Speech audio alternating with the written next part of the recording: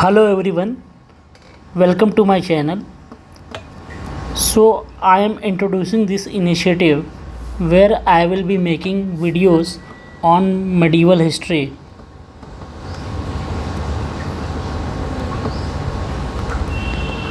So this will be only for knowledge purpose, and if anybody is preparing for civil services examination whether at state or union level, then this will definitely help you.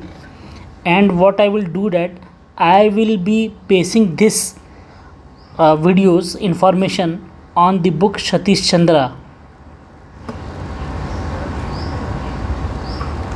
I will pick information from this book and I will try to incorporate more information, and this will help you cover the medieval history before your prelims examination, right? And I will try to make a video every day. So this book covers like 19 chapter and more 104 pages. So this initiative will help you massively, and please try to have patience with me and try to learn, right? So before starting this video, I would like to tell you that a historian has his own biases and prejudices. So I would like to only mention the facts which are important for the examination purpose or for the knowledge purpose, and I will try to minimize the biases that are found in the books, right? So if any biases or anything you feel that I am biasing upon, or I am having a prejudice, then please forgive me for that, and please try to grasp the information and the facts that are given in this video. So without further ado, let us start.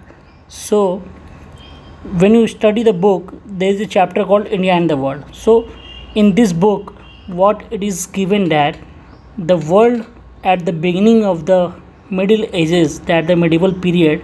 So the books mention about the Europe, about the Arab world, about the Chinese, and about the Africa. That what was happening in these areas when the Middle Ages was starting. So first was about Europe, right? So Roman Empire used to exist in Europe, and it was disintegrated into Western Roman Empire and Eastern Roman Empire. Eastern Roman Empire was also called as Byzantine Empire. So Western Roman Empire disintegrated in 476 AD, and the Byzantine Empire, that is the Eastern Roman Empire, it was disintegrated in 1432, I guess. Please check the period. It was around this only. I'm sorry, it was around like 1453 AD. So this was the time of the fall of Constantinople. Fall of Constantinople. So this is the modern day Istanbul, and it was captured by the Ottoman Empire, right? And the Byzantine Empire was liquidated at that time. So when the Western Roman Empire disintegrated in 1476 AD, there was a rise of new political system in Europe, and it was the rise of feudalism. So feudalism word comes from the Latin feudum. This is the Latin word. It means a system in which one is fief and another is serf. So fief and serf comes from English word, and they are based on the Latin word feudum. So fief are the rulers, they are the land owners They are the lords of the land, and serf were the worker on the land. They were the peasants, and peasants were not allowed to work on another land, so they did not had the professional mobility or social mobility. So they were bound to the chief, right? And there were lots of fiefdoms. Fiefdoms means the kingdom of the fiefs. So as the kingdoms of the fiefs increased, so there were lots of borders drawn, and it lead to the increase in taxes, which further lead to the decline in trade. So economy of the middle ages, medieval time declined in the Europe, right? And also because peasants did not have the mobility, they could not leave their chief, they were bounded by the chief, they could not go to other business and start working, so their mobility was not allowed, and so there was also unavailability of labor.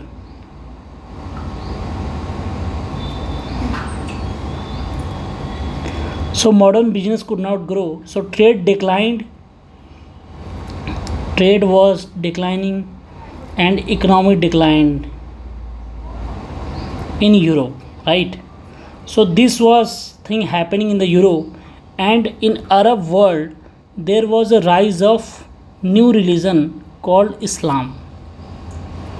And after the passing away of Muhammad, Prophet Muhammad, in 632 AD, there was a rise of new religious political leader called Caliph. And these Caliph used to rule three caliphs which came in succession. First was Rashidun Caliph, and second was Umayyad Caliph, and third was Abbasid Caliph. Rashidun Caliph ruled during the time of 632 AD to 661 AD, and Umayyad Caliph ruled during the time of 661 AD till 750 AD, and Abbasid ruled during the time of 750 to 1517. So this time Islamic world was on the rise because of their modern warfare technique, which was based on cavalry system, that a horseman was there who used to fight, and they were very astute cavalrymen, and they won from Spain till Sindh within 100 years after the passing away of Muhammad, right? During the time of Umayyad Empire itself, Islamic rule increased its territory from west in Spain till Sindh in the east, right? So Muhammad bin Qasim came to Sindh during this time only. So this was the rise of Islam during that time, and it also reached its zenith in science and knowledge based basis also, and Baghdad was one of the center point under the Caliph Al Mamun. Please remember these things are very important for examination. He was under the Abbasid Empire only, and he established Beit ul Hikmat. It means that house of wisdom, where all the knowledge that was coming from different dynasties, from the Indian civilization, or from the Chinese civilization, or from the European civilization, it used to be translated into Arabic language in Baghdad.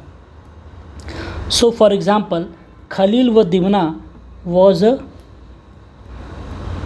Persian book translated at that time. It was none other book than Panchatantra. It was Panchatantra translated into Persian, and it was called as Khalil wa Dimna, and it further translated in Europe, and it formed the basis of Aesop's fable.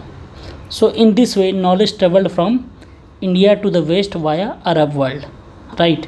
And Arabs were also very much active in Africa during that time, and they were doing the trade on the east coast. And they also coined the word monsoon for the weather, because they were seafarers, they were trading, so they used the winds to mobilize their ships, and they gave the word monsoon. And they were using coins in their trade. So there was one coin called dinar and another was dirham. Dinar was a gold coin and dirham was a silver coin, right? So this was the growth of Arabs during that time. And at that time, what was happening in China? So Chinese culture reached its zenith or climax during the 8th to 9th century under Tang rule. So what was happening during Tang rule was that Chinese empire spread till Tibet. So they captured the Kashgar city, which is just above the Karakoram Pass. If you see the map, just above the Jammu and Kashmir region. So they captured till Tibet and they established the Silk Route, right? And Indians were trading with the Chinese at that time via the Silk Route, also there was roads like Uttar Path on the Silk Route, and they were also trading via the sea from the Southeast Asia region. So trade was thriving, and there was a Chinese city called Canton where Indian traders were very much active. So this city today is known as Guangzhou city, and it is very near to the Macau city of China. And during that trade, religion used to also spread. Like with the trade with the Arabs, Islam came to India, and with the trade with the Chinese, Indian religions like Buddhism and Hinduism went to the Southeast Asia as well as to the China and Japanese regions in the East Asia. So for example, Kamboj Empire established Angkor Wat temple in Cambodia.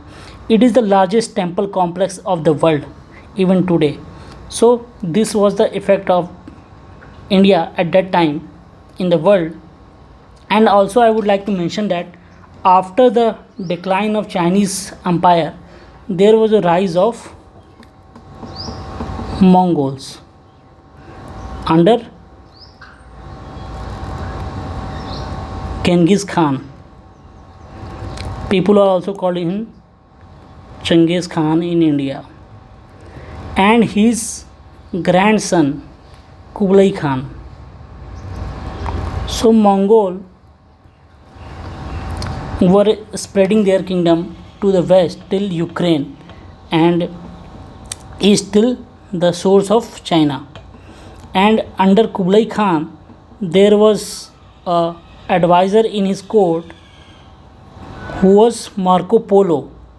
Marco Polo was basically a Italian trader who went to China with his father during the Silk Route, and he stayed in the court of Kublai Khan, and after during his return to his nation, he went via the via the sea route, and he stopped over in the Kaktiya rule in the eastern coast of the southern India, right? And this book, Satish Chandra also mentioned that he stayed in Malabar also. So this thing you need to remember, that during Kakatiya rule, Marco Polo visited India, right? So this was your first chapter of medieval India and what was happening during the start of the medieval age. So I hope that whatever I taught you has helped you, and if you like this video, please do like and subscribe so that you can see my other videos also that I will be making on day-to-day basis, and please share it also so that your friends can also see this. So thank you for your time. Have a good day.